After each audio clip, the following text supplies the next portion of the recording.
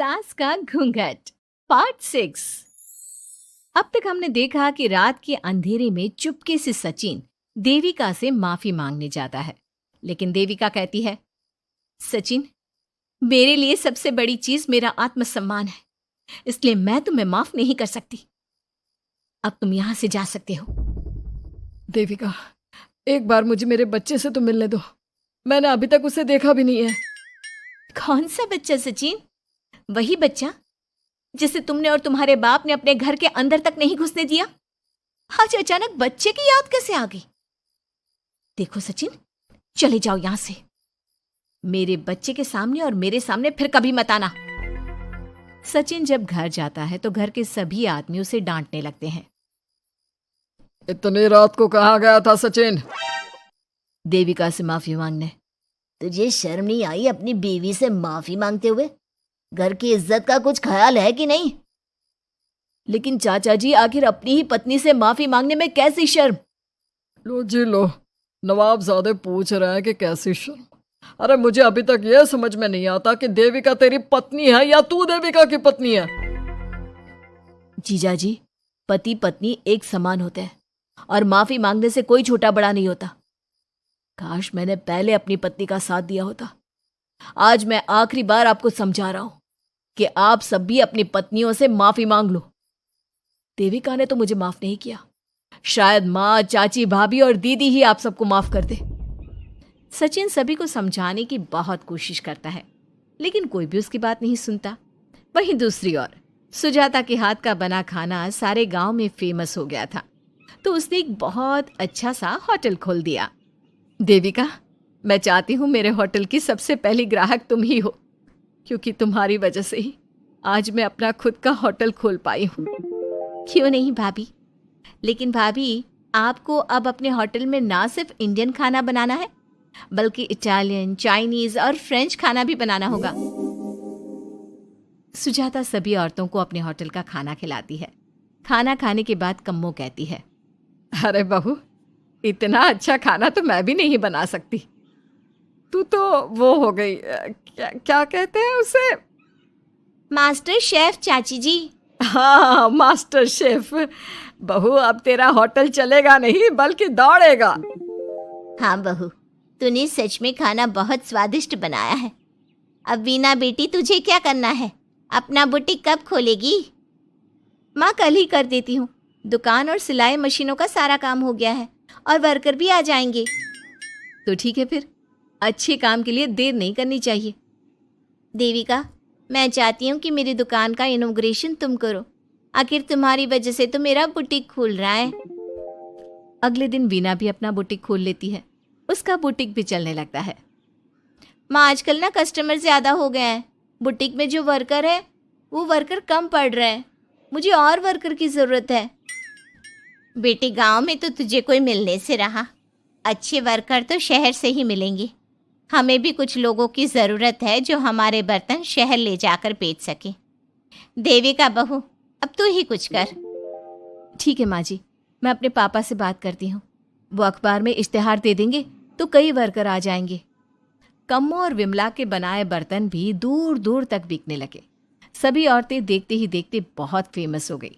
अब देविका ने गांव में अपना स्कूल भी खोल लिया। सभी गांव की लड़कियां स्कूल जाने लगी।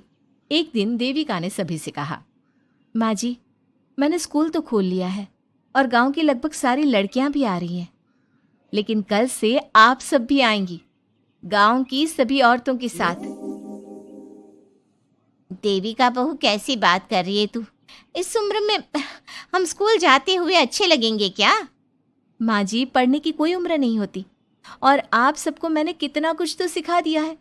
अगर आप सब स्कूल पढ़ने आएंगी तो इससे गांव की सभी औरतों को हिम्मत मिलेगी।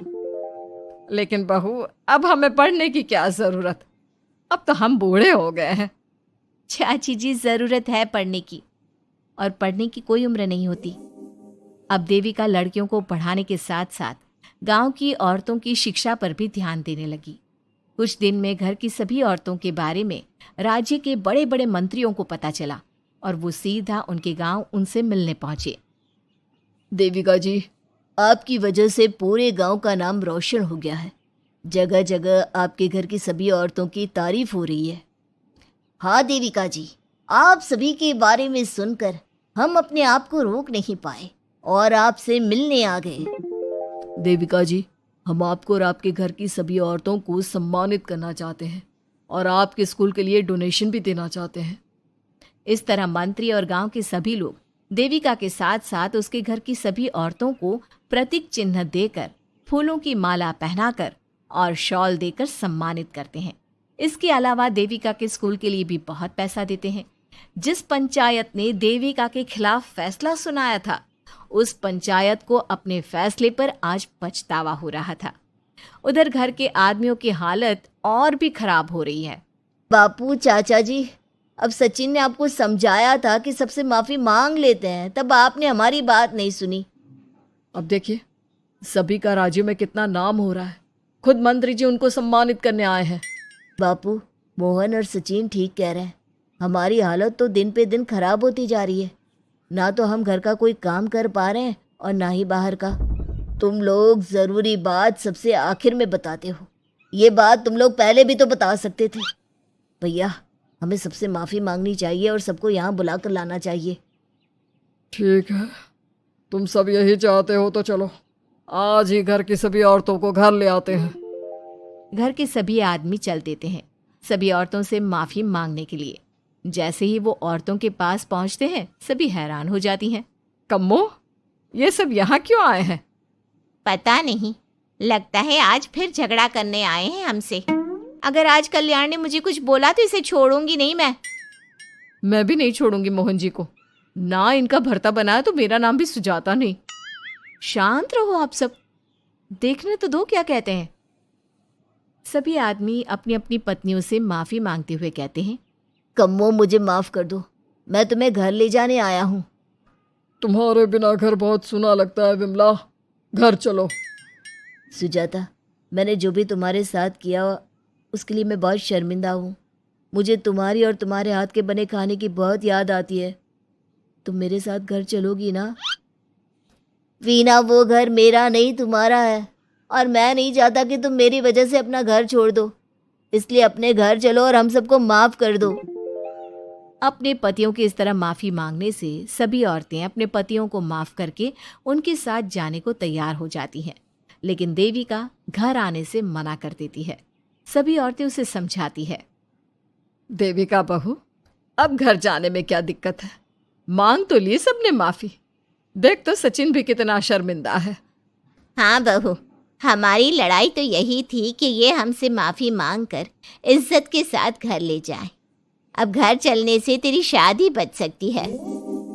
चाची जी, मैं पहले भी बता चुकी हूँ, अब दोबारा से फिर कह रही हूँ, मेरे लिए शादी से बड़ा है आत्मसम्मान। आप लोगों की शादी आपकी मर्जी से नहीं हुई है, लेकिन मेरी शादी मेरी मर्जी से हुई है। इसलिए शायद आप लोगों को फ़र्क नहीं पड़ता कि आपके पति ने आपके साथ क्या किया, पर मुझे इस बात से बहुत फ़र्क पड़ता है कि मेरे पति ने मुझे अपने बराबर नहीं समझा और इसलिए मैं उसे माफ़ नहीं कर सकती। देविका, मैं अपने बर्ताव के लिए बहुत शर्मिंदा हूँ। तो जिंदगी भर शर्मिंदा रहना। और हाँ, आप सब इनके साथ जाना चाहती हैं तो जाइए, लेकिन मेरी एक बात हमेशा याद रखिएगा, शादी सिर्फ एक रस्म होती है। इस रस्म में पति और पत्नी बराबर के हिस्सेदार होते हैं, ना कोई छोटा होता है और ना कोई बड़ा। इसलिए यदि आपका पति आपको सम्मान दे तो बदले में उसे सम्मान दो, नहीं तो वो जैसा करे आप भी वैसा ही करो। देविका सचिन के साथ नहीं जाती है और अपने बेटे के साथ वहीं रहने का फैसला करती है। अब वो न सिर्फ अपने गांव बल्कि हर जगह जाकर महिला शिक्षा और उनके अधिकारों का प्रचार करती है। हमारे प्यारे दर्शकों, हमें कमेंट करके ज़रूर बताएं कि देविका का ये फैसला आपको कैसा लगा और हमारी कहानी सास का घूंघट आपको कैसी लगी।